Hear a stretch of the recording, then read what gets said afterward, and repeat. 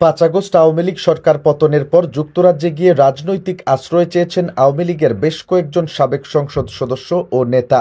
এদের মধ্যে সিলেটের ৩ নেতা। তাদের আশ্রয় চাওয়ার বিষয়টি বিভিন্ন সূত্রে নিশ্চিত হওয়া গেছে।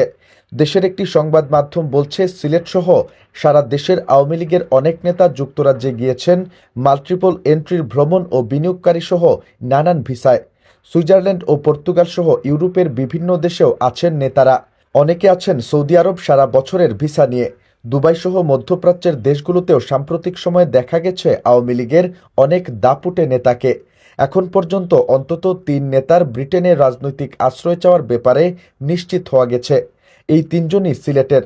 তারা হলেন আওয়ামী লীগের সুনামগঞ্জ ১ আসনের সাবেক এমপি রঞ্জিত চন্দ্র সরকার, সিলেট মহানগর আওয়ামী লীগের যুগ্ম সাধারণ সম্পাদক বিধান কুমার সাহা ও সিলেট মহানগর আওয়ামী লীগের উপপ্রচার সম্পাদক শুয়েব আহমদ। এর মধ্যে একজনের অ্যাজাইলাম আবেদন মঞ্জুর হয়েছে। তিনি এখন স্ত্রী সন্তানকে ব্রিটেনে আনার প্রক্রিয়া চালাচ্ছেন বলে নিশ্চিত হওয়া গেছে। যুক্তরাজ্যে যাওয়া নেতাদের কেউ কেউ লন্ডনে দলীয় অনুষ্ঠানে যাচ্ছেন এবং নেতাকর্মীদের সঙ্গে যোগাযোগ রাখছেন।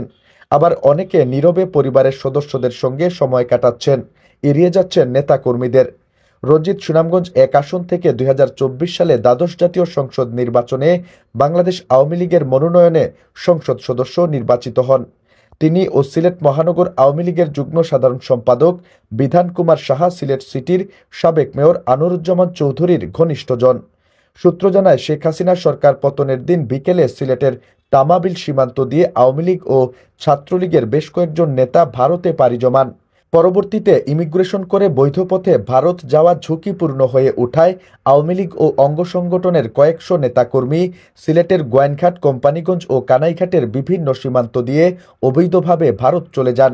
জানা গেছে, ভারত হয়ে সর্বপ্রথম যুক্তরাজ্যে পৌঁছান সিলেট সিটি কর্পোরেশনের অপসারিত মেয়র আনোয়ারুজ্জামান চৌধুরী। পরে যান সিলেট ৩ আসনের সদ্য সাবেক সংসদ সদস্য হাবিবুর রহমান হাবিব। এরপর যারা ভারতসহ বিভিন্ন গন্তব্য থেকে যুক্তরাজ্যে পৌঁছান তাদের মধ্যে রয়েছেন সাবেক প্রবাসী কল্যাণ ও বৈদেশিক কর্মসংস্থান প্রতিমন্ত্রী এবং জেলা আওয়ামী লীগের সভাপতি শফিকুর রহমান চৌধুরী। এদের মধ্যে আনোয়ারুজ্জামান চৌধুরী, হাবিবুর রহমান হাবিব ও আজাদুর রহমান ব্রিটিশ নাগরিক। এদিকে অন্য দেশের ভিসা না থাকায় যারা ভারতে আটকা পড়েছেন তারা রয়েছেন বিপাকে। দেশে ফেরা অনিশ্চিত হয়ে পড়ায় তারা দীর্ঘদিন ভারতে অবস্থানের চিন্তা ভাবনা করছেন। বৈধভাবে কিভাবে দীর্ঘদিন ভারতে অবস্থান করা যায় সেটা নিয়ে তারা পরিকল্পনা করছেন।